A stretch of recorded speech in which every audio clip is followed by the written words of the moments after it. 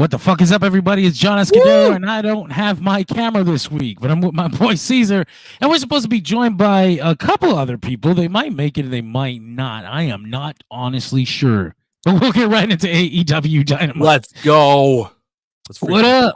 So the show, we'll go into the main event. The show closed with the 6-man tag match that a lot of people were confused by, but I actually thought it was really fun. Samoa Joe, Swerve, Strickland, and Brian Cage versus Hook, Hangman, Adam Page, and Rob Van Dam. So I had a lot of fun with this match. I thought it got a little messy at the end. Hangman with their lower third there, unhappy with this team, and generally.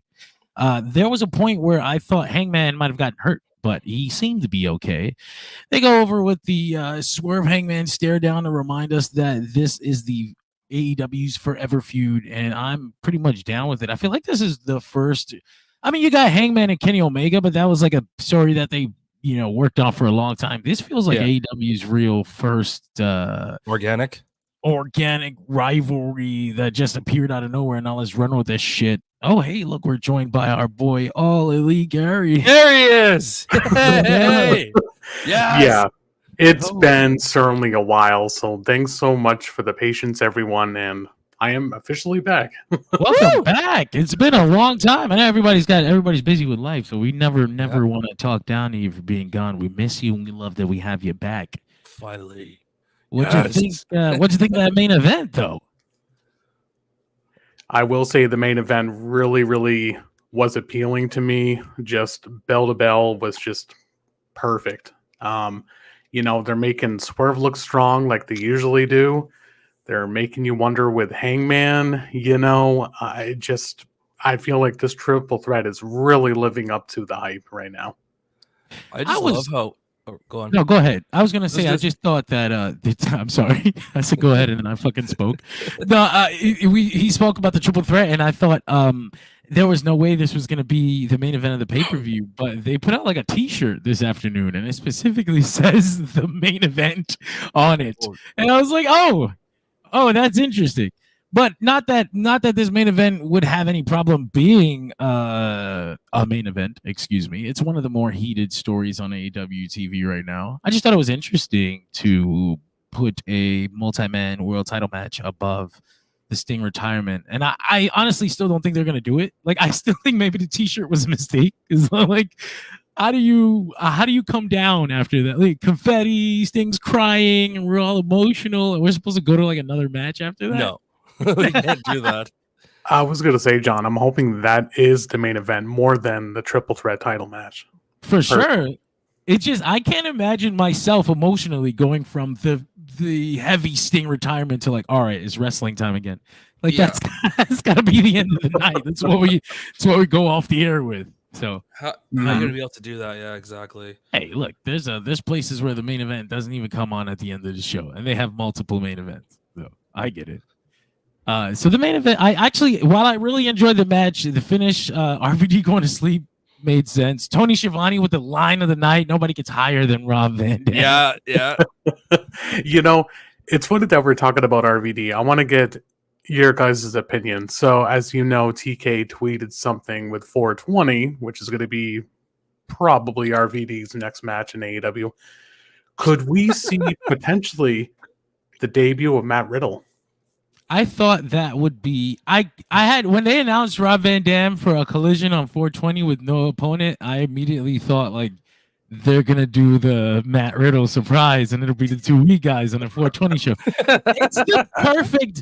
It's the perfect opportunity to do it. I don't know that I want AEW to pick up Matt Riddle for good, but I'd like to see him at that show. Like, I like Matt Riddle a lot. That not to be confused with me not liking him, because I just said I didn't want AEW to pick him up. I just think they have a lot going on and there's no real room for anybody. The cup is full.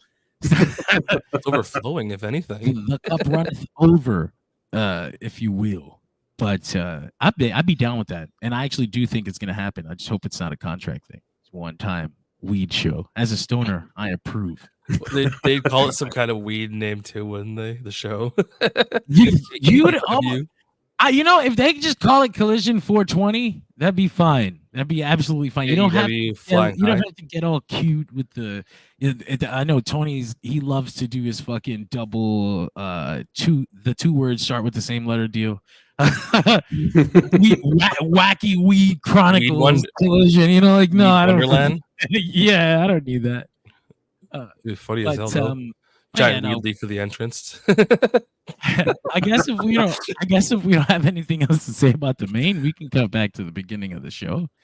If you guys are ready to do that, let's do this. We have a 3-person squad tonight. Let's go! Fun times. Poor Richard. He'll make it someday. He'll make it at the end of the episode. Show opened up with BCC versus FTR, and they had a fucking heater of a match. And I will tell you, I didn't expect a draw finish. I thought FTR was going to lose this match, and I thought that was going to be a mistake. I was actually not looking forward to this match because I assumed that they would lose. I was like, this is what we're doing? BCC is in a whole nother feud right now for them to just kill FTR as a B match. But they did not. Instead, they worked it to the draw. 20 minutes is about 20 minutes. 20 minutes. Mm-hmm. And at which point they brawled until FTR challenged BCC to a match at Revolution. And I knew there had to be some kind of filler in between when the CMLL guys went to Japan and when they came back. I was very interested to see how AEW handled this, but they were just like, fuck it, they're all in Japan, we're going to the secondary story now. It's like, well, shit, okay then. So I'm pretty sure this FTR thing will end after the pay-per-view, and for that reason I kind of feel like they should get the win. If only because they don't have anything lined up after this the way that BCC does. They'll go right into the Lucha feud. They'll deal with the CMLL. If FTR gets pinned and FTR falls down the ladder, that's really bad. That's just my take on it. What about you guys? I don't know if I was missed it or not, but did they announce like a stipulation, or was it just like a tag match for Revolution? Well, they actually didn't announce the match. They just did the old "I want to fucking fight you guys." Yeah. Okay. So I didn't miss anything. Good. They didn't even get a graphics, and that makes me feel like they'll announce a stipulation at some point on a pole match or a ladder match. Please no. I know. Please no. I don't know. You know what? Honestly, any even the stupidest fucking match could work with the right booker, but I just have my own trauma from seeing the pole. I just don't want to deal with it. Anything on a pole match, basically. Anything on a pole. So this match should be kind of fun.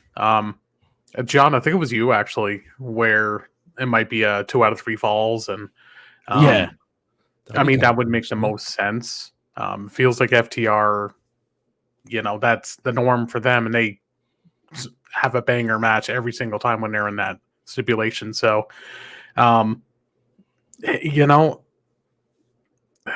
it could really go both ways because the whole thing with Cash Wheeler going on still. Fuck! Like you said, the whole thing with BCC going down in Mexico. Yeah. I think FTR will pull the win, maybe, but then again, you don't want to make BCC look a little weak before they do the whole thing with CMLL. So I don't know.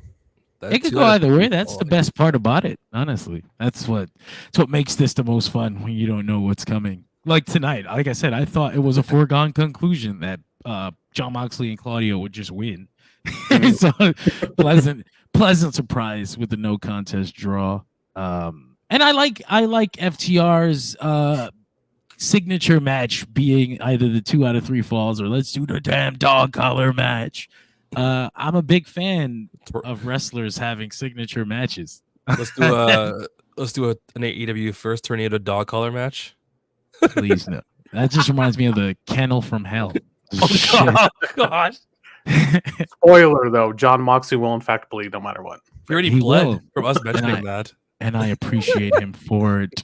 Cash Wheel, well, see, he didn't actually play tonight. Cash Wheel is just a fucking maniac. He's like, he headbutted the shit out of John Moxley at some point in the middle of the match. He just started going back and forth, and he cut himself open. I was like, what the fuck is Cash working through right now?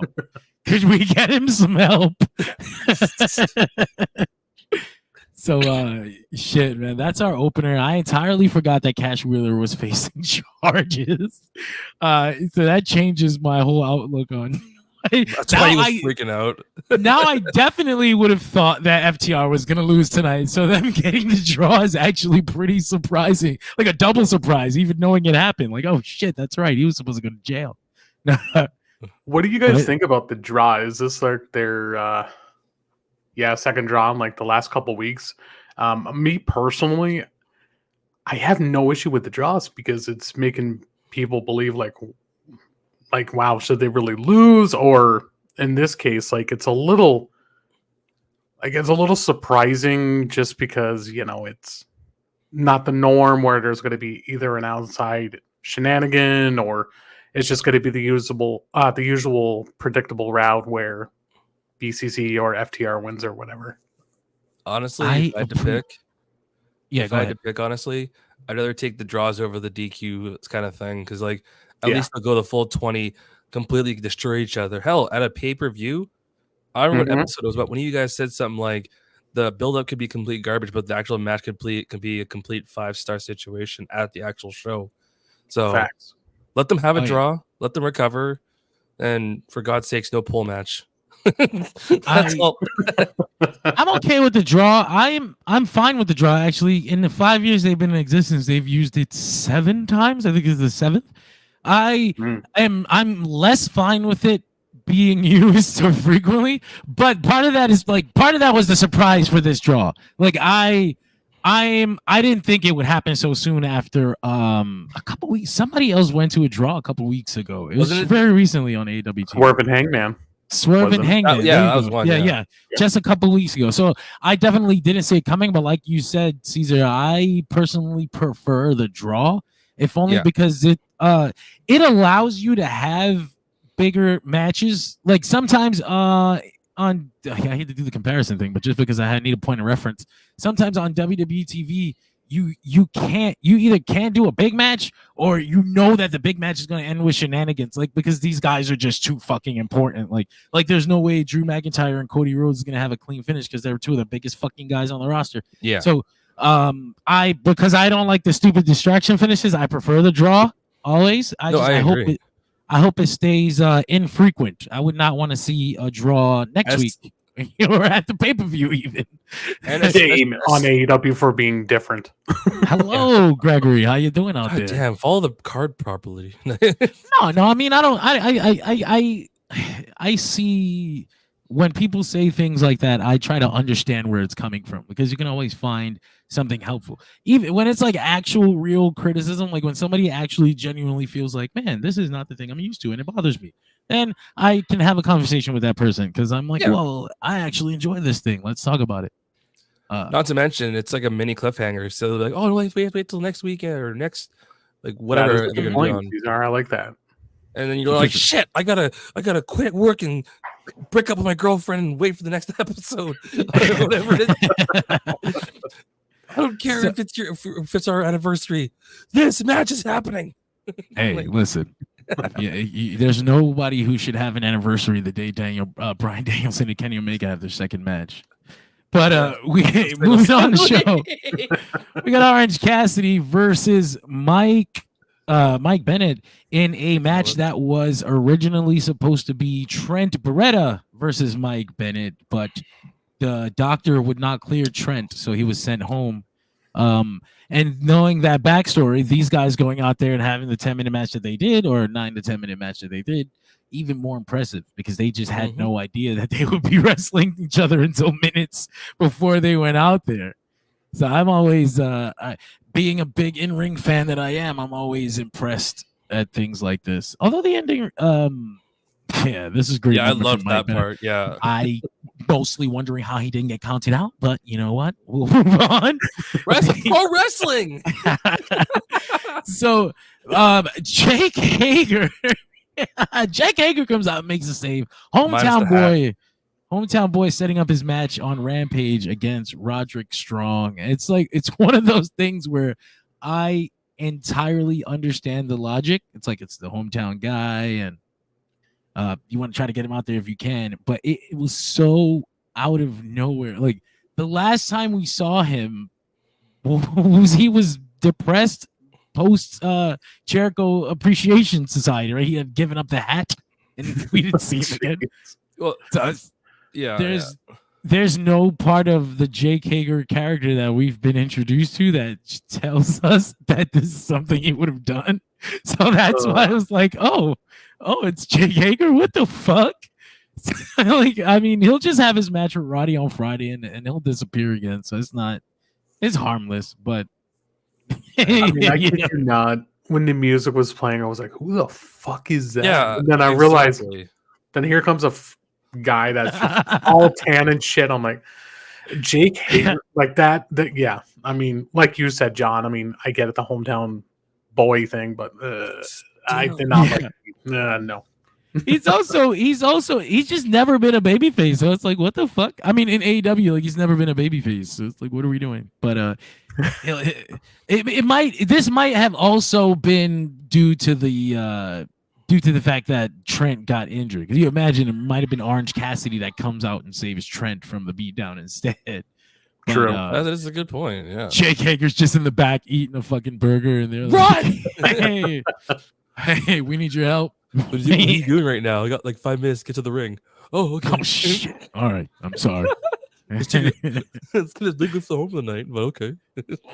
So Orange Cassidy wins. Jake Hager sets up his match on Rampage. And we move on to the back where we get a tangibly connected to Jake Hager promo. This is former teammate Angelo Parker.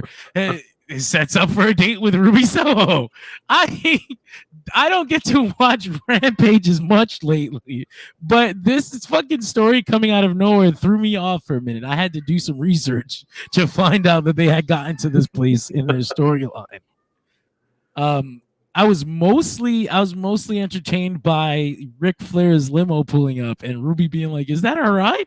He's like, "No," and they just leave. They just walk off shot. Didn't he say something like we got an Uber or something? Or we got an Uber, something poor.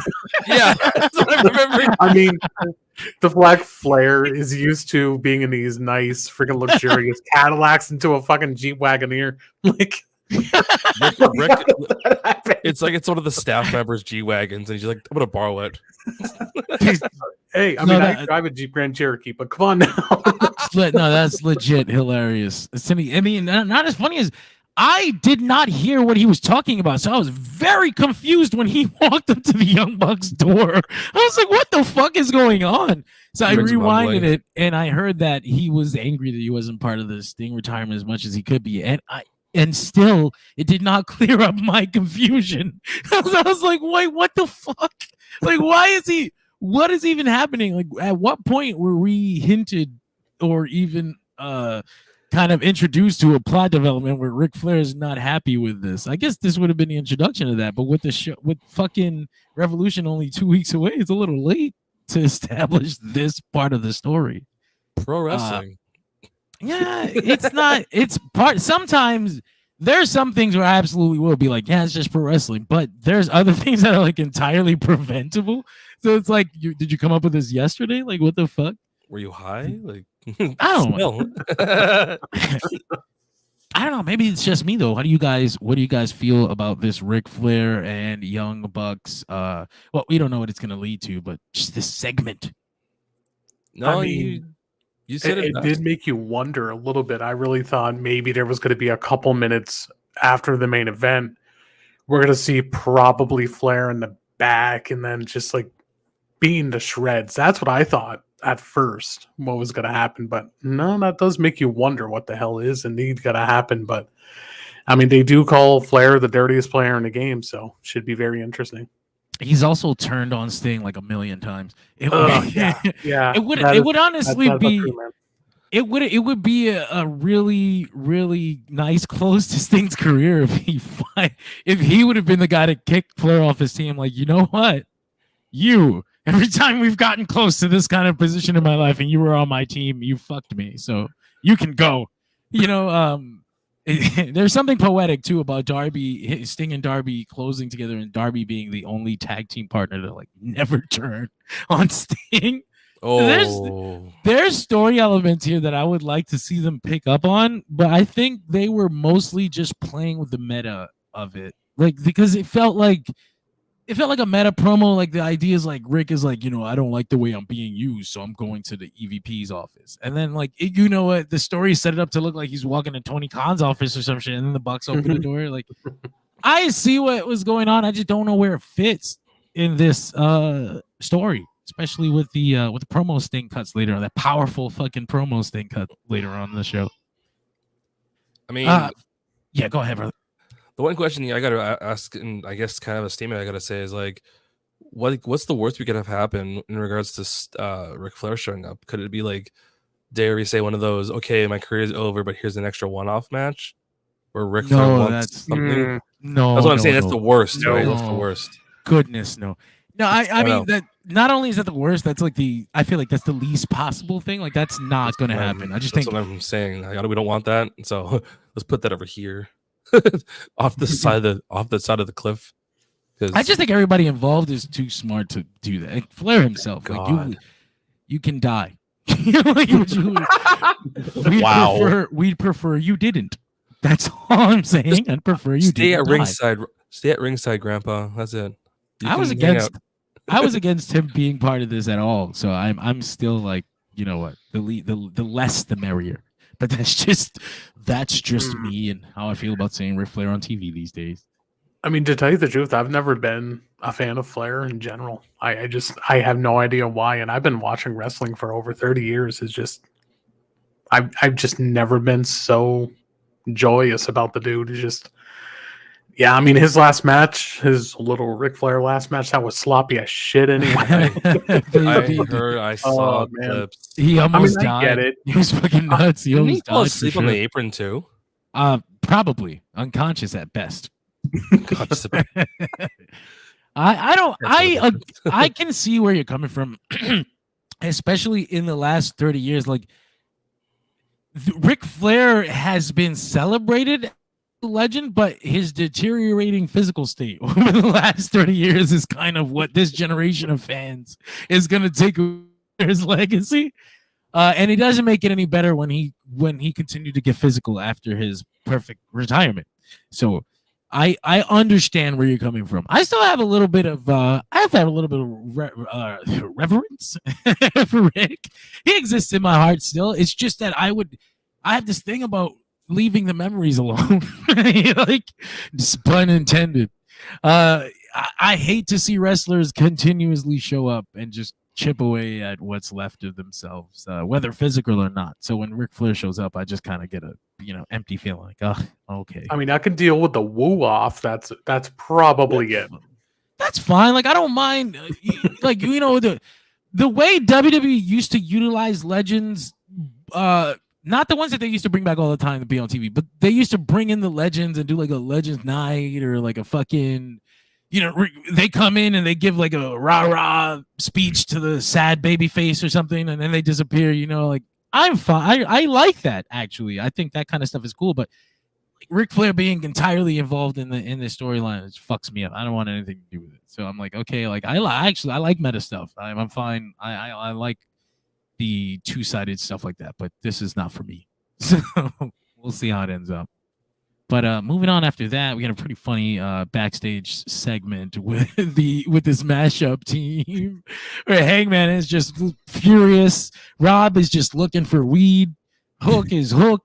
It was really good at setting up basically the same dynamic everybody kind of looked at the team with anyway. Like, who are these weird fucking guys? Why this doesn't go well? But it did. I think some people had issue with it. Some people were mad because they did the double turn last week. For me, that wasn't the full double turn. That was like the book opening, but some people took it as like he fully turned heel. So why is he teaming with the baby faces this week? I think it's a slow build to that. Yes. Yeah, I feel like not only that, but the crowd, like you could tell just by the crowd reaction, like from the 2 weeks ago. I'm sorry, the double turn was 2 weeks ago. So last week was the first time he came out, and you kind of heard that the crowd was half booing, but they were still half cheering him, and it's because he hadn't done that diabolical thing, that heel thing yet. He kind of just, who was like, fuck this guy, I'm not giving him the match, and that sucks. But it wasn't like a full heel turn. But we're getting there. We're absolutely in the middle of that double turn, because I don't know if you guys remember when this feud first started. Hangman was the only babyface out of in the fucking story, and now the roles are like entirely reversed. Joe is acting like a heel, but the crowd loves him. The crowd loves Swerve, and now they're booing Hangman. So I thought that's actually really that's really interesting. It's real fun to me, and I'd like to see them push it even further, take it all away. Hangman most likely will fuck Swerve out of the title. So like he's in the match, but he'd like rather tap out and give up than to see Swerve win the belt, some type of shit like that. It's gonna be nasty, it's gonna hurt, and everyone's gonna be like, why Hangman? Why did they do that? And other people are gonna be like, they shouldn't have booked it that way. I hate this show. Someone's angry. But it's gonna be fun. I'm looking forward to that. Daniel Garcia comes out to the ring, and he announced, Tony Schiavone tells him that he has been awarded a TNT championship after what happened. And at first, TNT championship match, not the whole belt. But at first, I thought to myself, like, why isn't Edge getting the match? I forgot they killed him. I forgot Edge. Wasn't it 2 shots? Was it 2 shots? 1 shot. No, it was 1 shot, but like the concerto is supposed to be like death. Like if you eat even one concerto, you're supposed to be out for weeks. So Monster 3. So I'm actually really fucking okay with this, especially if this is how they're going to get the TNT championship away from Edge and Christian. Daniel Garcia is the perfect person to take this belt now, because Christian made the TNT championship relevant. Again. Because it was, Darby Allin had it was great. Joe had it was great. Wardlow had it got a little funny. And then Christian had it a little funny. Chip it back up. It wasn't Wardlow's fault. I don't blame you, Wardlow. You didn't book your own shit. But now it's time to take all the things that Christian's done with the belt and just hand it over to the people that are supposed to have these titles. Like the Daniel Garcias. So for me, this is absolutely perfect. And then Christian coming out to turn this into a personal situation with Nick Wayne's mom. Excellent. Nick Wayne's mom. Mother Wayne. Mother Wayne with the turtleneck, by the way. This family. I did not even notice that. This is a beautiful family. Does Nick Wayne wear a turtleneck too? He should. No, he should. They need to get him a turtle. This is a beautiful turtleneck family. Oh, no. Even Luchasaurus, get him one too. Luchasaurus, they can do the mask. It's reversed. It's not the turtleneck from the bottom up. It's the mask that has a neck. I'm down. Oh my god, that'd be so different.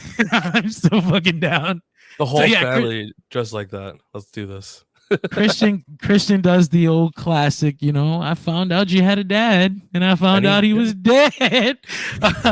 It's great. Listen, I'm not gonna get tired of this shit. He doesn't overkill it. He kind of lets it die.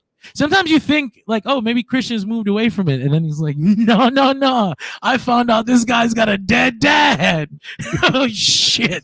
Here we go again. He's gonna do it. Yeah, it was great, and I don't know if this is on purpose, but Daddy Magic being involved in this as Daniel Garcia's like father figure in a story where Christian, the patriarch, is making all these father references. I don't know if that shit was on purpose, but I dig it. I dig it. It probably was. He wasn't on commentary. That was the weird part. He wasn't on commentary. Well, but it was just a promo. You don't do commentary for a promo. He did. I just love the renewed focus on Daniel Garcia as a character. Like since the Continental Classic, they have worked actively and diligently to make Daniel Garcia not only just a featured character on TV, but to build him as one of the next guys you're going to go with. Not like world champion, but to build him as one of the next guys who's going to be featured on top, winning every week. You know what I mean? he had suffered from one of AEW's flaws, which they're getting a lot better at now, but he has suffered from getting hot and then being removed from the slot. Next guy come in.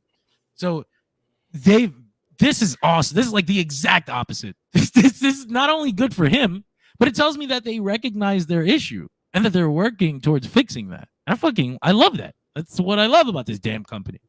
Same, dude. I was gonna say, one thing TK does really well is he listens to this fucking feedback that a lot of people give him shit for, and he really turns it into full motion. I remember when Garcia won the ROH Peer title, I think. Yeah. In his hometown against Yoda, I was like, "Oh, okay, that's cool and all." And then whatever direction they went, I was like, well, that kind of sucks. And then all of a sudden this dance gimmick became a thing. And then obviously he's beyond fucking over. So Garcia does have his contract coming up soon. And I think TK doesn't want to lose him. I mean, damn, I would be really wanting to give him a nice push like he's doing right now. I'd be hurt if he left. Because I feel like for a guy like Daniel Garcia, for the kind of wrestler that he is, for his stature, for his size, for his character, he fits in this kind of wrestling more than he does on WWE, or I guess WWE is like the only real opposite company. I mean, if you went to like another wrestling company, it'd be more of the same, just less money. But I just don't know what they would do with Daniel Garcia over there, other than, a comedy gimmick, which is like fine. I'm not shitting on it. Tozawa gets paid very well off of that, and he's like a world class wrestler, and he gets paid very fucking well off of doing the fucking dance, the little dance. So that's what they want to do with Daniel Garcia over there. He would be fine at it. He would be successful, and he'd make all the money that he could make there. But I really enjoy seeing him used like a threat. Like the guy who submitted Bryan Danielson, with the Dragon Slayer. That's my shit. Yeah, I was gonna say, dude. I mean, he's more than just showboating dancing. I mean, he's a really fucking good technical wrestler, especially what he did in PWG. Yeah, I mean, unreal. He was one of the. It was Daniel Garcia, Wheeler Yuta, and Lee Moriarty that were seen as like the three next generation of technical wrestling, and I feel like they gave Yuta a good position. They made him prominent on their TV show. They made Daniel Garcia even more prominent now. I feel like Lee Moriarty's getting left to the wayside, and that bothers me. That bothers me a lot. But he's still young. There's still time to work on that. But seeing Daniel Garcia thrive like this makes me look over at Lee Moriarty, who is booked this Saturday against FTR, and I just want to see them give him that same kind of effort. So here's hoping he's next online. That's my thing. So following that, I moved the tab and I lost my fucking results tab. There we go. Timeless Toni Storm defeated Sydney Winnell. Sydney Winnell? I said that right?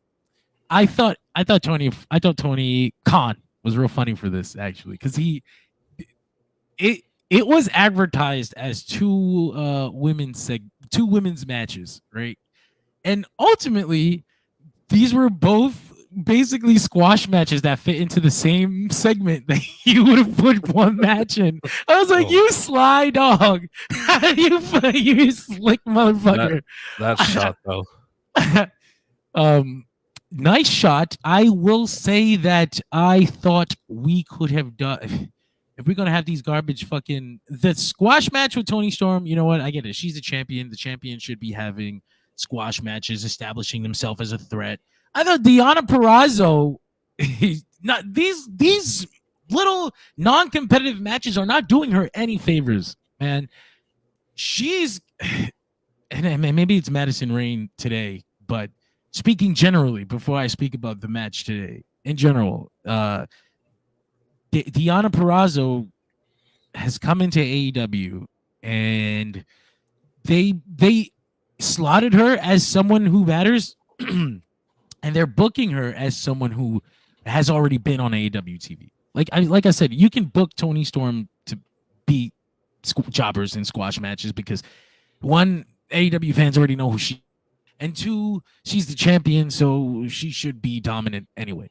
Deonna Purrazzo is essentially a new character on AEW television, and so far, if you've never seen her before and you watch AEW, you're probably more into the in-ring stuff.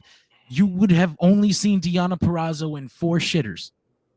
This is your introduction to Deonna Purrazzo now. You've never seen her before, but now the only time you've seen her, she's just in bullshit matches with girls that should not be in the ring with her.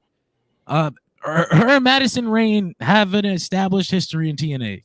I get that. Cute. Fuck was this match? It was slower than molasses. It was slower than pouring syrup out of a bottle. It was rough. And then, of course, Madison Rayne almost breaks her neck to close it. That was tough to watch. If she did, I say almost, but I'm still not certain that she didn't. I don't know whose fault that was, Toni or Deonna's, but no, that was Deonna's or Madison's. That was Madison. That was Madison's. What happened was they fumbled a spot right before that, and she overcompensated on the bump it was like an STO. It was just an STO. She tried to do a spike bump or something, and she almost killed herself. It was on Madison that time. Like it was not on Deonna at all. And again, Deonna Purrazzo is an excellent wrestler. She's exactly the kind of wrestler I would like to see in AEW, but this just isn't doing her any favors, this build to this story. So I'm hoping on Sunday they will have, or next Saturday, excuse me, they'll have a match that kind of erases this build. Like forget, because like you said, I was the one who said it. Like a 5-star fucking match at the pay-per-view will erase everybody's memory of the shitty build. It's proven. I can point to a million of the most legendary matches in wrestling history that had the worst builds you've ever seen. I could really see this being a good match, though. I really can. So I think they're just really slowly just making, Deonna get the feel into AEW, even if it's facing Madison Rayne or Robin Renegade next, whoever, it's getting Deonna into, her footsteps into the company. And I mean, if I can be honest, I thought Toni Storm was a very she came off very generic before she became, the timeless Toni Storm, and fucking she's been knocking it out of the park each and every week. So I see what you mean there, John, but I always say when you step in a company, it's going to take a little bit for you to develop your assets and such like that into a whole new atmosphere. That's partly why I didn't want to see I didn't want to see Deonna put into the world title feud immediately, because I know like what that means. Like, so you're not coming in here to pin Toni Storm, so that you're in your very first feud, you will lose the big match. So the build is a little more important. I was trying to dismiss it earlier, but it's a little more important because you're not going to win this match. So you probably should look as good as possible coming out of this. So, but I mean, again, she just signed. There is a long time, and we can definitely rebound. But as of now, I feel like there is improvements to be made in what we're doing with her. Nailed the makeup right there. Oh man. So go ahead, bro. I was gonna say, don't let me go. So let's just say it's Revolution night. Okay, Toni goes over with Deonna. Who could we see being the next challenger, possibly, if we fall in the rankings or other things? Man, we already know one. I think it's safe. That's like 3 weeks. Is it like 2 weeks after though? That's big. Yeah, big but I business, wouldn't. like 2 weeks. I always say it's a bad idea to bring in like the new person and just immediately strap them over the people who've been working hard in your company. I really hope it's Jamie Hayter personally, but I think they're going to really save that until All In, though. Yeah. So is there any word about her? I don't know. The word is that the word is basically people going off of their previous timeline, which is that if she's still on the timeline, then she should be returning soon. But and I hope so. Yeah, but we don't know. Nobody knows for sure. Yeah, no, because I know sometimes you see it online that people will say, "Oh, she's in the hospital. Oh, she's going through rehab." Like, I'm assuming by now she's definitely gone through something. There's there's the thing about AEW too with injuries and medical situations is they don't reveal anything. They treat it like the doctor-patient confidentiality. Like we don't. If you have a headache, we're not even bringing it up. She's just not here this week. That's it. You know, so like even the craziest one is, for all we know, she could have been cleared like a month ago, and she's just waiting. It's true. Now. That's very true. Which sucks. Give us. But I don't think. Also, she had a really serious injury. I don't think she's been cleared and sitting around. I think she's been actively working towards coming back. She would be a really important piece to all in. Oh yeah. So I think if she could be back, they would have her on TV as soon as possible. They could push all the extra tickets they can. Give me Britt Baker then. Yeah, so missed, man. I miss Britt Baker a lot. Oh. I actually have her. I don't know. You might have. I don't remember what fucking show I said it on. I never do. I had mentioned that Britt Baker was my choice for Mercedes' first feud because she's already established. Two, I think it had to be one of our Dynamites because she's already the established. She's already a gatekeeper. Like when the girls come into the company, she's like, right, get these bitches out of here. Prove yourself through me, or you don't belong in this locker room. So I would really like for them to do that. And also as a big Britt Baker fan, I would like to see her in that kind of marquee feud. So like, hell yeah. Imagine they both show up at Big Business. I think it's... No? It's funny that you say that, dude, because I've been kind of having my little tinfoil hat of theory. Because Mercedes is going to come out there. She's going to be middle of the ring, and she's just giving everybody her opinion, saying, this is my division now. Everybody's going to respect me. And then that's when you see a face-to-face with Britt. I mean, just like a stare down. It's not in Pittsburgh. It's in Boston. I had it the same, but because it's in Boston, I just had Britt Baker taking her ass out because she's got Britt Baker is perfect. Yeah, that's the other service for Britt Baker being in this feud for me. Not only does it put her in a big story, it also brings her back to her peak, which is heel bitch Britt Baker. Like, she's gonna come out and be like, I don't want these WWE bitches in my locker room. I told you it's Saraya. I'm gonna tell you again. She's gonna have to call it something else. She'll be like, these out of town. No, you have to say. Well, she couldn't say that because that's actually too much of a babyface thing in AEW. So they'll be like, hell yeah. So she probably just gotta say something else. But no, that was also my idea that she would appear in Boston and take out Mercedes in Boston, like super massive heat, people and shit. No concerto. That'd be cool as fuck. I thought. I don't hate it though, John. No, I'm on board. I'm on board.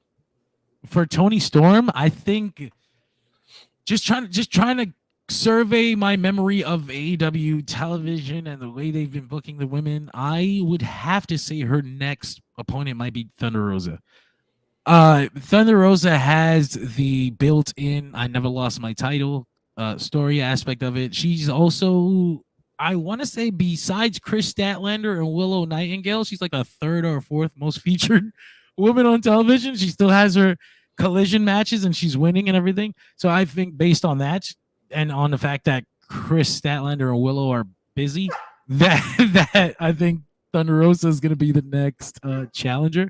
The only thing that sucks is that I don't think she's going to win, and I like Thunder Rosa a lot. So like I hate to see anybody I like lose, but logically she should not pin Toni Storm. I don't think anybody should. I think that should belong to Jamie Hayter or Mariah May if you can't get Jamie Hayter. But that's just me. So I guess I guess we'll say fantasy booking is you're saying that they would do the Revolution thing and then Thunder Rosa would come next. They would go all the way till, was it Double or Nothing? And then Thunder Rosa would end there. And probably lose.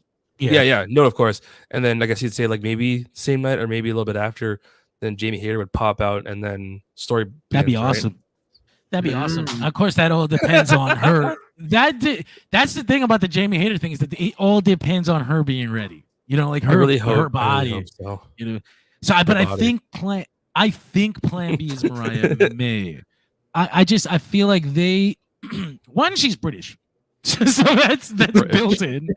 And two, when the thing first started with her and Toni Storm, they hit you over the head with the fact that she's eager to learn, but Toni Storm refuses to teach. So that's a thing that's going to come around eventually. You fucking bitch. I tried to get you to help me and you wouldn't. So I'm going to do it on my own. I know it doesn't hit as it doesn't hit as hard as the Jamie Hayter thing because Jamie's got the more she's more connected to the fan base. She's been around longer. People want to see her more. But I just think that Mariah May is, it's one of the things where the story's already there. So why create something out of thin air when you have your ingredients right here? You know what I mean? Mm-hmm. Very true. I was trying to look for a screenshot of her, but I don't actually have one this week. Oh, there she is. Mariah? She's peeking out the side. I mean, she's got a match on Friday against Anna Jay, so it's building her up for those wins. And great. One thing that I will say, fucking this time with the rankings are actually making a lot of sense. And I'm happy for him, man. Thank God. I still wish I knew how they worked, but I will appreciate that they're being factored in. And when you watch the show, you can look up the latest rankings and be like, this makes sense because I saw this person gather those wins all this time. But I do wish I knew, like, do you go up a rank after one win? Do you have to pin the person that's the number? Like, do you have to pin the person on top of you? Like, I really want to know how these fucking rankings work because it would make it fun for me to kind of follow along and predict like who's gonna come next or get excited that somebody slid up into the number 5 position. Like, is he about to get a title shot? No fucking way. I'm just gonna go with the easy way out and say if someone gets a pin and they win, then they're getting closer to the top, and if they lose, they go down. That's what I'm just gonna go with for now. There's so many ways that goes wrong. Like, I can't. That's why it's like it's so sick. Because then it's like, okay, well, what if number 1 hasn't wrestled in 2 weeks, but number 5 has gotten 5 wins? So are they number 1 now? Like, I don't know. Yeah. I don't know. But I do appreciate that effort is being put into it, and that, like you said, you actually can look up the rankings and see that they make sense with the show that we're watching. They're updating it weekly or monthly? Weekly. Weekly. Okay. I don't know if they come out. I don't know what day they come out. Is it Saturday? It's coming to Saturday. Saturday, probably. Yeah, that makes sense. During Collision. we did get a Will Ospreay video package, and thankfully his theme song Elevate still played. So I'm taking that as a sign.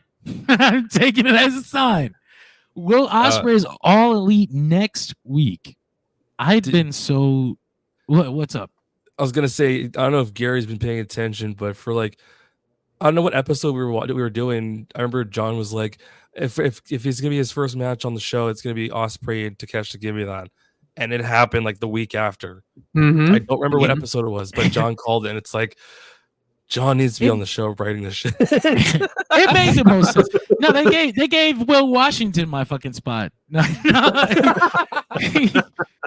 It just made sense. It was the thing to do. Like, you can get the best possible match from it. They already have the pre-existing connection, and Will Ospreay's contract situation didn't leave him available until just 2 weeks before the pay-per-view. So that's fine. Let's go. That was like the easiest story you could do. Like, this is the simplest one. We can actually start the story with the match and continue afterwards the fallout. And I think that's where it's really going to progress to. And I think we're going to see the reformation of Aussie Open. And please! I think we were. I think Don Callis' family slowly splitting up piece by piece. Kyle's going to have to show up via satellite. I'm with you, Will, but I'm home on my pad. I can't. I'm with you, but the government won't let me travel, so I can't join you in this fight. So does that mean Sky Blue's by herself right now? I think she would just follow him. She'd just bounce. She'd pick up her legs and bounce. The virtual videos that she's been fucking having with Queen Aminata lately, you never know. Do we got that ready? I can't cue those videos up because I don't think that our rating. That's the After Dark episode. I think we have to put like TV 14 or something up in the corner. Up here in Canada, it's actually something different. They make good content, okay? That's it. And so We had the Wardlow promo. Oh God. We had the Wardlow promo. It was he came out and he basically did a meta promo where he talked about not being used properly and all the world champions that he's beat. He took a jab at CM Punk and basically said, this is bullshit. I'm fucking being booked like a loser. Help me. I feel two ways about this. It's real nuance. I can't say like, oh my God, this was incredible. I do think it's Wardlow's best promo to date. Oh no, I completely agree with that one. Agreed. But I just had I felt like he didn't believe what he was saying. Like there was something disconnected. Like he was reading a screen kind of thing. No. I mean, not that it's unbelievable that he's saying it, because all these things are true. Like all these things are really true. And maybe it was the fact that the crowd was so disconnected. But for me personally, it didn't come off like he meant this shit. Like it came off like he's addressing it. He's aware that these are problems, but it didn't feel like. We've seen these kind of promos, right? We've seen these kind of promos before. The guy's getting booked weird, and this is gonna be the big reset. And he comes out and he addresses all the bullshit that happened on television, but it's gonna change. And you can kind of feel it in their heart, like, damn, that guy really fucking deserves this. Why are they doing that to him? Man, he shouldn't be going through this. I feel like it didn't hit like that for Wardlow. And if it did, I feel like the crowd would have turned and joined him. I feel like if they felt what I felt, being a heel or a babyface wouldn't have mattered. People kind of resonate with these kind of promos. Like, he's supposed to be a heel, but I agree with everything he's saying. Oh my God. Everything he said was true, but nobody gave a fuck. It's Oklahoma. Yeah, it's fucking Oklahoma. But isn't he from Oklahoma? No. This is Bezo. He's dude, from Cleveland. Yeah, I was just gonna say. Oh, that's even worse. I'm sorry, Wardlow. I'm sorry you're from Cleveland. I've been to Cleveland, actually. It's everything they say it is. It's everything. I'm sorry. I got an Uber. We went to Cleveland for an AEW show and we call an Uber, and the Uber comes. He's driving the most beat down piece of shit you've ever seen. All right, fine. Uber people have to make money. I don't have a problem with that. We get in. The fucking windshield is cracked. Brother, the windshield is cracked. I was like, holy shit. Was it missing doors? The door wasn't missing, but his navigation system was an iPod Touch on his lap. Nice. So that's Safety. Cleveland. That's Cleveland. And that might be why Wardlow is so angry. But no, I'm sorry, Cleveland. We have Cleveland viewers, and I apologize. I don't want them to be your boss said some inappropriate shit about us. Yeah, fuck you, Cleveland. That's the show. I'll beat the shit out of Drew Carey myself. We did lose Carey for a second. I think his phone died. Gary pushed the update button. Now his computer or phone is dead. Fuck. Oh my God. So that actually happened one time. So I kind of hate technology. I was gonna say one last thing I wanted to bring up before we moved on. Because that's the show. That's pretty much everything. We've covered Dynamite, and I wanted you missed a quote actually. Is it the CM Punk quote? No. Is it which one is that? It's I call it a quote, but apparently after the Wardlow promo, they said something about like they're doing something called Meat Madness. Oh shit! You're absolutely right. What the hell is this shit? I don't have a clue what that means. Did they announce like people in the match? Well, it sounds like Wardlow, Hobbs so far, the two people in it, but what the hell it is, no one knows. So I guess because they've done the Face of the Revolution ladder match, right? Yeah. And that's been the multi-man clusterfuck match. It's like 35 people or something like that. Yeah. I can see the idea is to do a multi-man clusterfuck, but just with big meaty boys. So who do you have? You have Wardlow, right? Hobbs, Cage, Keith Lance. Lee. Oh, Keith Lee, but he's not. Yeah. No, he's out. We'll figure it out. Archer. You got Lance Archer, right? You got Miro, but Miro's funny and he Big don't Show. Like to lose. Or sorry, Paul White. Paul White. He's just don't do this to me. Well, this is a legally distinct version of the theme that you already know. Don't forget the biggest man in the company, Danhausen, too. Don't forget him.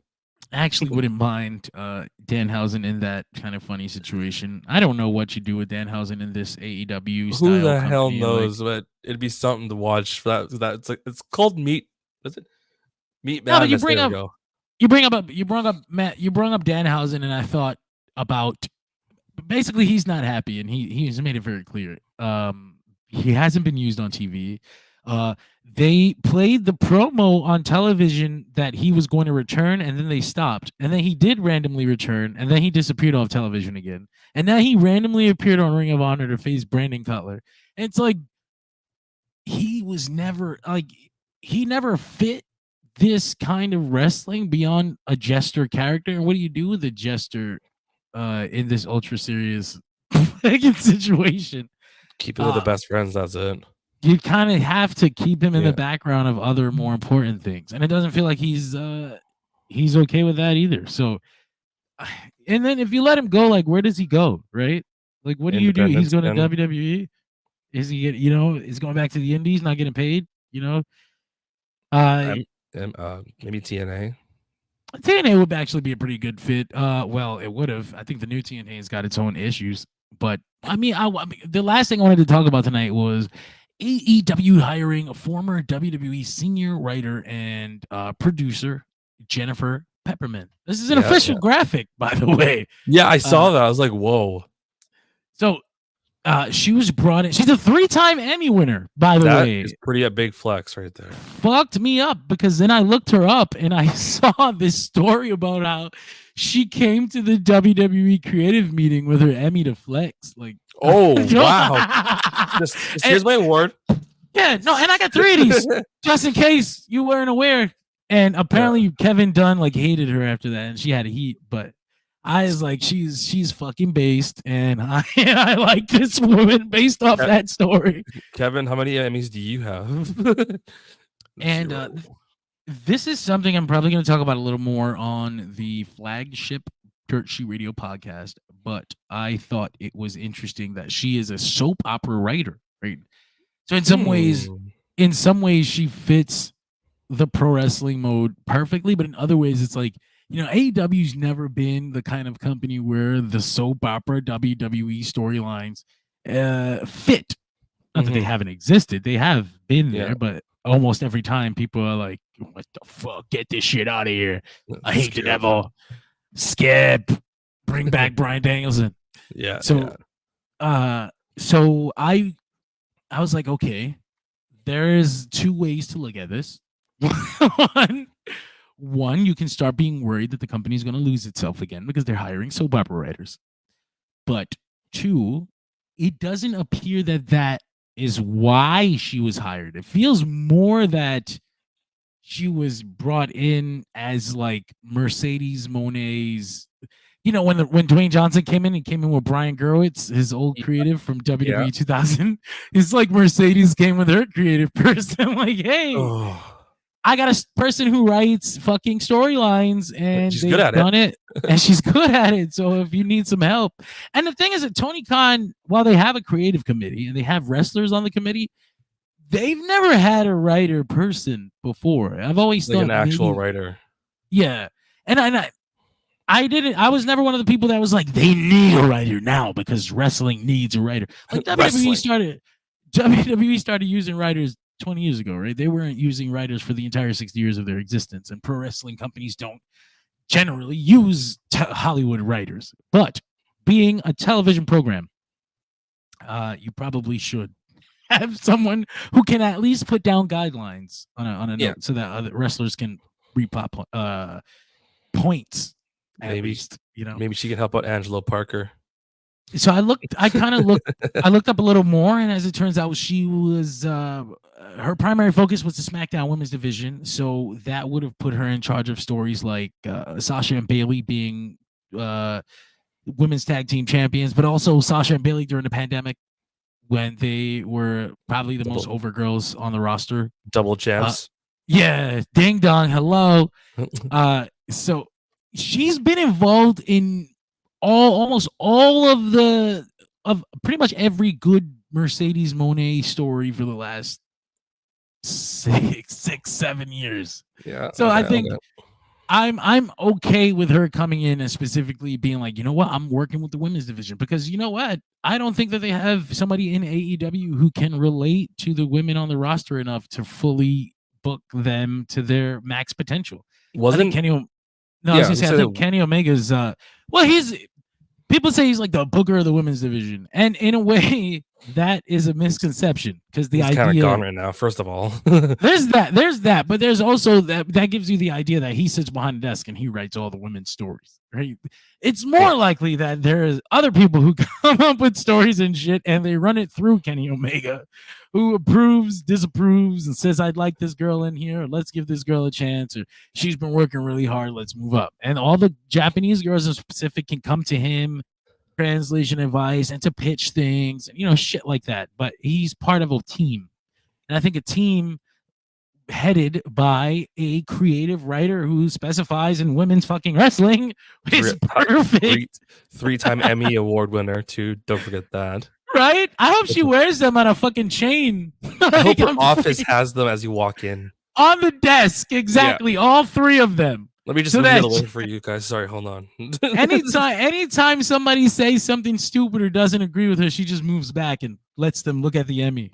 Sorry, what's on my wall? Oh, this? Oh, it's just my 3 awards. That's all. What was that? All you fucking stinky wrestling dudes? Oh, I'm sorry. Let me get this. Look at this award. I haven't.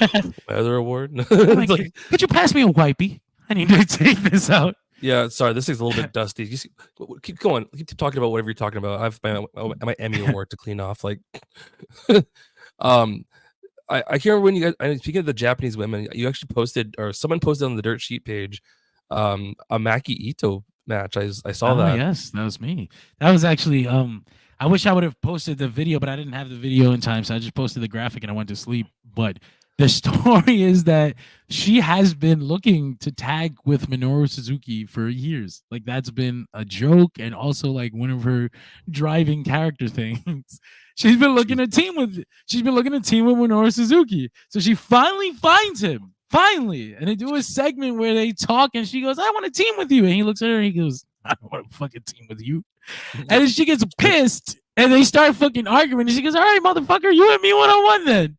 So I was like, it was the perfect Suzuki Ito fucking segment leading to this batshit crazy ass matchup. I can't wait to see it. It's gonna be so weird, but it's gonna be Grand Princess 26. I forgot the fucking date. I'll pull it up. It's on the Dirt Sheet Radio page. Exactly. Subtle plugs right there. Oh yeah. But I mean, that's us, and we've got 2 segments left. The first being Jobber of the Night. Woo! We had our Jobber of the Night. Who did you think was your Jobber of the Night tonight? I don't know. It's a tough one. I'm trying to read here and think of, because like I feel bad for Madison, because holy shit, she got dropped on her head essentially. But I don't know if I want to call her the Jobber. I mean, Wardlow, he, like you said earlier, like he's doing all these big promos and everyone's like, okay, and so yeah, so that was not the best look for Wardlow, and it sucks because this is like saying like it's like his best promo that he's ever done for me, but I can understand why you would say he's the Jobber of the Night after the reactions that he got. I personally was a big fan of the saying CM Punk got his ass beat so bad his body's still falling apart. No, it's what did he say? Former champion? Didn't he say he like beat around the bush? He didn't say the actual names, didn't he? He just said like, "Oh, it's I went on this guy, I went on this guy, and did all this stuff." But it's like so they did a thing. Actually, we probably could have brought that up, where he didn't say CM Punk's name because the idea is like he doesn't work here, right? So he did the same thing with MJF, like. The man that says he's better than you know, the kind of thing. And I feel like that was to further the idea that they don't want us to know what's going on with MJF. And the longer that he's off of screen, the longer that, you know, we'll wonder where he is. See, on that topic, since you've got it on the table, do you see him come back this year or next year, do you think? Or, you know, where Is there a question? Because yeah, he'll be back. He'll be right back on Dynamite. You have to. There's some before WWE popped a bubble on the whole fucking storyline. I had already thought, and I even mentioned here long ago, like, pretty sure the motherfucker resigned. Yeah, a long time ago. That's like. That's what I told a friend of mine. I'm like, how much you want to bet that he's been signed like already back to a new contract, but on the outside, and he's telling everyone that he's still looking to sign. That's what I told a few friends of mine, but the waiting game sucks. He was injured, so that means we're gonna have to just wait. We'll just wait for him to be better. The kind of injuries, the kind of injuries that he had, it was not just a hip thing. It was an older shoulder injury that he had been advised to get surgery on, but he wanted to rehab instead so that he wasn't it like 3 injuries he's got or something. I know for sure the hip, and I know for sure the torn what is it, labrum? I don't know what the fucking science word for it, but it's a shoulder situation. I know those two. The delt? No, it wasn't a delt. I don't remember. It was. I'm just saying, like the easy term is like it's a delt. It was a torn something or other. But all those things will heal. If you ask me, he'll be back all in, all out, possibly. Is that range? It's a long ass time, long enough to recover, long enough to be forgotten about, long enough to, because you can't just bring him back now. Like, where does he even fit? Like, okay. No, I can agree. Like, I'm thinking about it right now. I'm like, if you brought him back, it's like, cool, he's back. Now what? What do you do with? See, yeah, my jobber of the night is the entire Undisputed Kingdom as a concept. I wish I had a fucking screenshot of them, but I don't. The entire Undisputed Kingdom as a concept is my jobber of the night. Let me tell you why. Here we go. They've been victims of the shift in direction of this company. Late last year, in the era where everyone had an issue with AEW and what they were doing on television, the Undisputed Kingdom, or the Devil and his henchmen, were the biggest parts of AEW television. They were getting the most screen time. Their story had multiple segments a night, and it ended at the pay-per-view with Adam Cole's reveal and them killing MJF. So they set up fucking 3 months worth of stories that the Undisputed Kingdom can do while MJF and Adam Cole are gone. They set up the Jay White Bullet Club story. They set up the Acclaimed.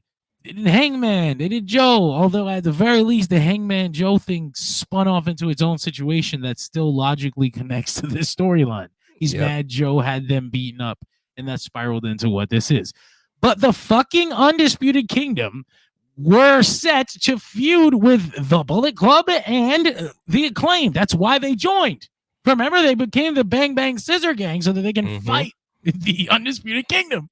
But they've not even spoken. They have not crossed paths. They have not looked mad. They have not talked shit. They have not even on Twitter jabbed. They haven't put little jabs out. Like the fucking Acclaimed, they're always doing little shit like, we're teaming this week, but I can't wait for us to get our hands on that. Whatever the fuck. There's been nothing. There's been nothing at all. And because of that, both of these groups of wrestlers just entirely fucking disappeared from relevance. The Bang Bang Scissor Gang is doing 30-second segments on Dynamite for build-up matches on the secondary shows, and the fucking Undisputed Kingdom is split into 18 different stories that nobody gives a fuck about. I can't keep track of. I can keep track of them, but I can't keep track of how much I don't care. I fucking don't care for the story that they're telling with Roderick Strong and Orange Cassidy here, which is a damn shame because I love both men as wrestlers and performers, and there could have been something great here. But for the last 6 fucking weeks, it's just been Roderick Strong saying, I'm going to get that belt. And then a different member of Undisputed Kingdom fights Orange Cassidy. Oh, fuck you. This sucks. I hate it. And I hate Jay White being in this storyline. So that's my jobber of the night. What about one last segment? Our megastar of the night. Who do you think looked the best on AEW Dynamite? It's a bit of a mixture of him being on the show and then him in general. But Orange Cassidy, the fact that he's gone so many places in the past, 2 weeks? Rev Pro's show did that. 7 man match defending his belt, and then he came to the show tonight and defended the belt again. It's like, dude, how are you like crossing the ocean and going back and forth and changing time zones and still functioning so? For a guy whose character is that he doesn't give a shit. Like he clearly gives a shit. Like it was cool to see him at the shows over there, and then he came back, and then last Wednesday he did the Texas Death Match, and he did that whole thing, finished that off. I don't know what he's taking, but holy shit! So what he needs is a vacation. So when he's done with this belt, give that man a vacation. I am like a week or two, something. A few months. Get goddamn, you know. So my megastar of the night is probably going to be I want to go with all of the gentlemen in I'll probably go with Daniel Garcia. It's a weird choice, but let me say why. We talked earlier about how far he's come. So for him to he comes out, and before Christian, did the father thing, he comes out and he cuts this promo about how, it's just very real promo about how he was feeling last year when, Bryan Danielson, and then he had the biggest wins of his career, and then he fucking faded off the television. So this was the kind of promo. He believed every word that he said. And I believed everything that he said, and that resonated with me, and it made me feel good for him to get this title shot. It was the other side of the coin to the Wardlow promo, because they both addressed similar meta areas. Daniel Garcia and Wardlow both talked about their time not enjoying the way they were being booked. Difference is Daniel Garcia was coming at the end of readjustment, and he's like, I've gotten things fixed for me, and you can feel the genuine happiness and gratitude coming off this man. Yeah. Whereas the Wardlow thing was like the exact opposite, where I didn't believe anything he said. So Daniel Garcia, it's so subtle. Daniel Garcia is going to be my megastar of the night, and I also not only do I hope he wins, I need him to win the TNT Championship at the pay-per-view. That would be the icing on the cake. You are aware of one thing that's going to happen, though, when he wins, right? He's got to deal with problems that he already has. Well, I was going to say he's going to dance his ass off for like a good minute or two at the pay-per-view. I thought he was going to his fucking face kicked off by one of the House of Black dudes. Oh, that'd be the way. That'd be a celebration. Gets all excited, dances, then poof. Kicked in the face. So someone asked, did Sheamus join AEW? I heard Gregory, no. There's there isn't even any rumors. I don't think he's even. I don't know if his contract is even up. I haven't. No one's heard anything about a contract ending anywhere I've looked, so I can't say much on my end. I think people are talking about the tweet where he said, anybody missing bangers, like 5-star bangers, and they were I saw that. We like stories, and he's like, go watch a fucking soap opera. Yeah, and people were like, well, does that mean he's going to AEW? I was like, God damn, that's a leap. That's a leap. Freak out. Big old leap. But no, Sheamus is not going to AEW. Could you imagine if he did though? Like, I think it sucks because he's got the issues now, so he's not going to be the same Sheamus as if he had come. Like, if a more healthy Sheamus had come to not just AEW, but in the Indies or Japan, or gotten to work with like Ishii and I'd say Japan. Maccabi, and basically he had gone to New Japan. If Sheamus had gone to New Japan at any time from like 2012 to 2017, we would have gotten peak Sheamus. He would have spent 5 years in New Japan. He would have been seen as like one of the best big man wrestlers in fucking epic matches, fella. He's got it in him. I remember even early WWE, he was having matches with Big Show that I cared about, and I hated Big Show matches. Sheamus was giving Big Show matches that I actually wanted to see. And of course, you bring up the more recent Gunther matches and triple threat match and all that. Oh, Gunther and Sheamus. Ooh. Classic shit. Yeah. He's just got this. He's really, he beats the shit out of you. He hits really hard, and he got a style that fits very well outside of the WWE. So, I mean, it would be really interesting to see him anywhere else. But of course, like I said, he's kind of old and hurt now. So are a lot of the newer wrestlers have shown up, but you never know. Yeah. I mean, there's a difference between like getting injured and having like 20 years worth of wear and tear on your spine, like like bumps. They call it a bump card. Your bump card only has a certain number of space to get punched. 10th punch and you're done. 10th punch, it's time to go home.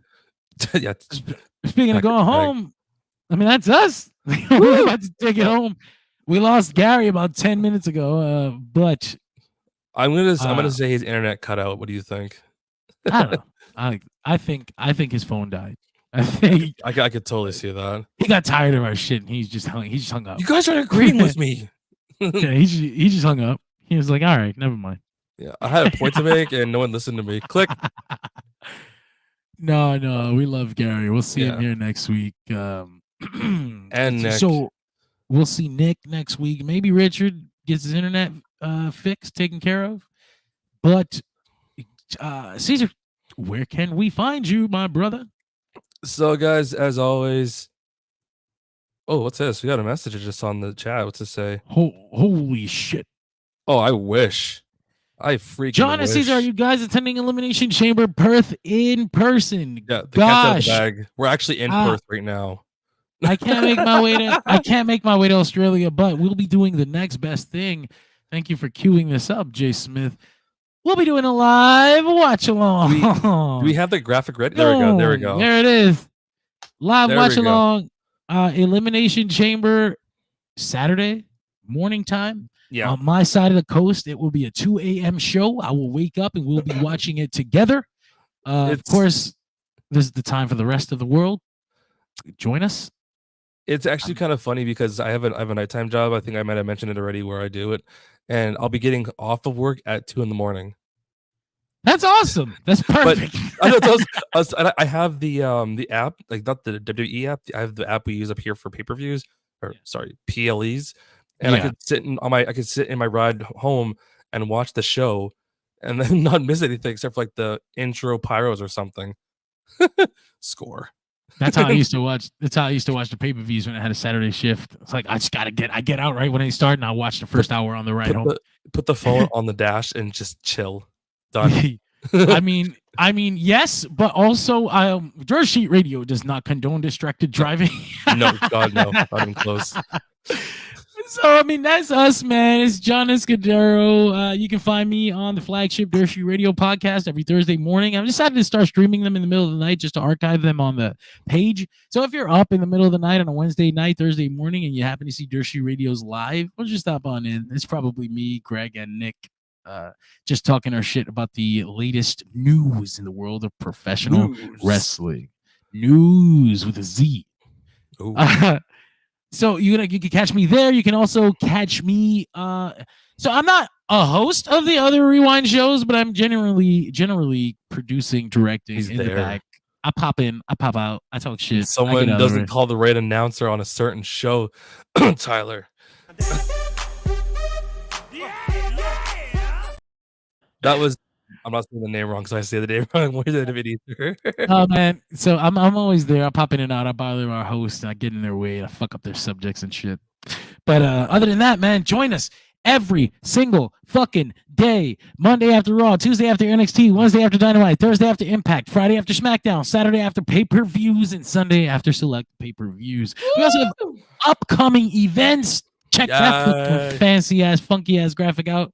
Let's Dirt Sheet Radio, Elimination Chamber Watch Along Saturday, Revolution Post Show March 2nd, and Big Business Post Show March 13th. Our next 3 special post show events. But that's us, fun man. One on AEW Big Business. That's gonna be a fun one.